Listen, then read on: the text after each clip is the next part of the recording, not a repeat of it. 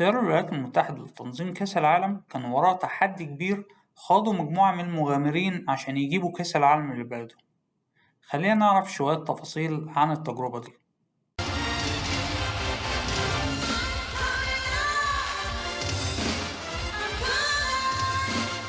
ويفوز هوبا هوبا هوبا روماريو.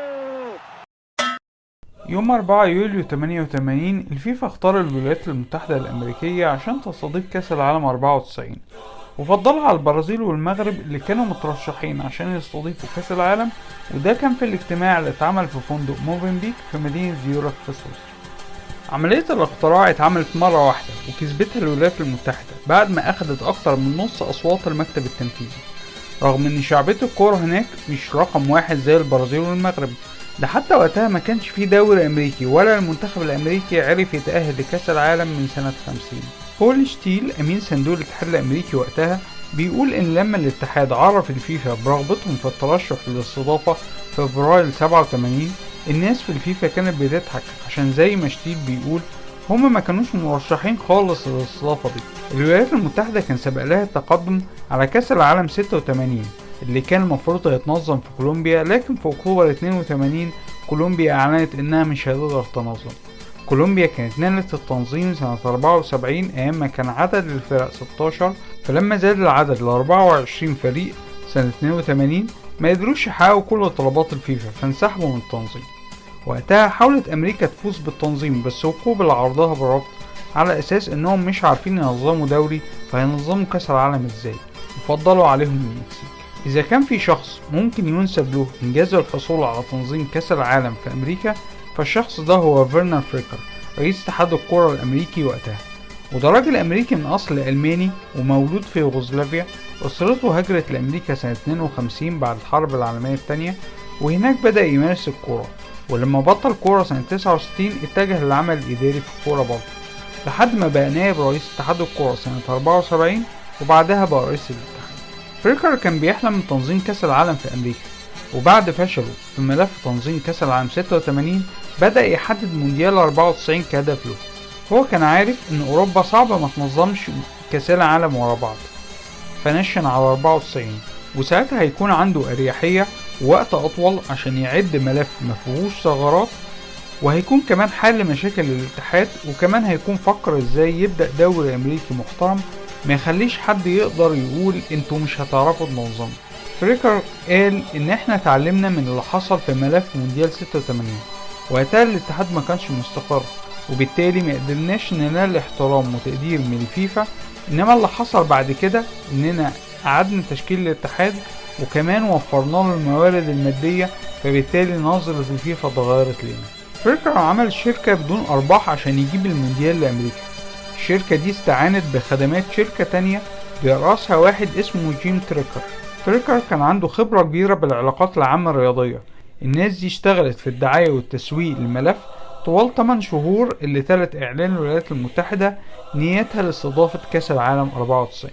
فريكر بيقول إنه بالأسلوب ده استعان بحد متخصص يعمل حاجة هو مش هيعرف يعملها كويس لأنها مش شغلته. كمان هو كان قدامه ناس تانية شغالين في مشاريع تانية، فهو فضل إنه ما ياخدهمش عشان المشاريع دي ما تتأثرش.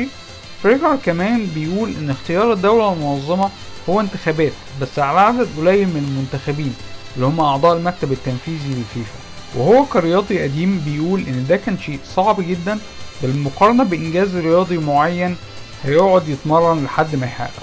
طب وتمويل الشركة دي محتاجة حوالي 1.5 مليون دولار تمويل، فوسائل التمويل كانت متنوعة زي بيع تيشيرتس وملصقات للترويج للحملة ومساهمات من اتحادات الكورة الإقليمية، أو عمل مجموعة اسمها مجموعة المؤسسين. المجموعة دي هتاخد مميزات معينة وليها رسم ودخول يتجمع عشان التمويل، غير مشاريع تانية اشتغل عليها ناس تانية زي جورج توما اللي كان شغال في مجمع هاري ترومان الرياضي في كانساس سيتي على تطوير ملاعب العشب الصناعي وتحويلها لعشب طبيعي، أو زي فيل وسنام وده محامي من ولاية كاليفورنيا وده اللي اشتغل على كتابة ملف تنظيم أولمبياد لوس أنجلوس 84 وتوقيع العقود مع أماكن الألعاب. عمل نفس الشيء في ملف المونديال. كمان شركة إيدي ماهي في واشنطن اللي قدرت توصل الموضوع للرئيس رونالد ريجان، واللي اتحمس الموضوع وعقد اجتماع مع جواو هافيلانج رئيس الفيفا في نوفمبر 87 في البيت الأبيض في واشنطن. بول شتيل بيقول إن شعر بالثقة في المكسب وهما بيقدموا ملف التنظيم في سبتمبر 87 لما شاف حجم ملفات الدول المنافسة ولها ما تفرقش كتير عن حجم ملف أمريكا، وقال إن مسؤولين الفيفا اتفاجئوا بالاحترافية والجدية اللي اتعمل بيهم الملف. بعد تقديم العرض انتقلت الشركة في يناير 88 لمقرها الخاص، لأن عملية التمويل كانت ماشية بشكل كويس، لأن موظفين الشركة كانوا في البداية بيشتغلوا من مكاتب إيدي مهام. وفي إبريل قبل التصويت ب3 شهور جت لجنة من الفيفا عشان تتفقد 16 من 18 موقع مقترح لإقامة المباريات حسب الملف. الاقتراع اتعمل في يوليو 88، شمل 19 عضو في المكتب التنفيذي للفيفا بعد اعتذار البرازيليان جواو هافيلانج وإيبيليو دالميدا عن التصويت.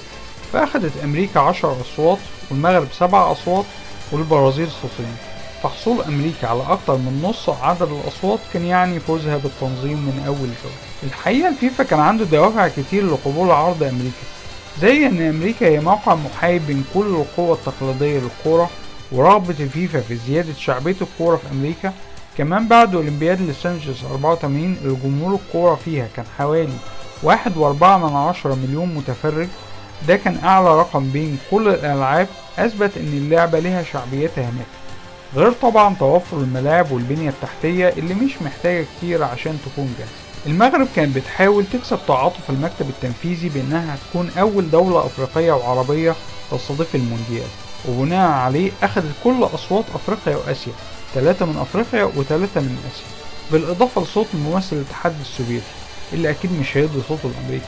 إدريس باموس رئيس الاتحاد المغربي وقتها كان حزين طبعا عشان الخسارة، لكنه هنئ الفريق الأمريكي وقال إننا خسرنا بس فتحنا الباب لدول تانية من أفريقيا وآسيا إنها تحاول تكسب التنظيم بعد كده.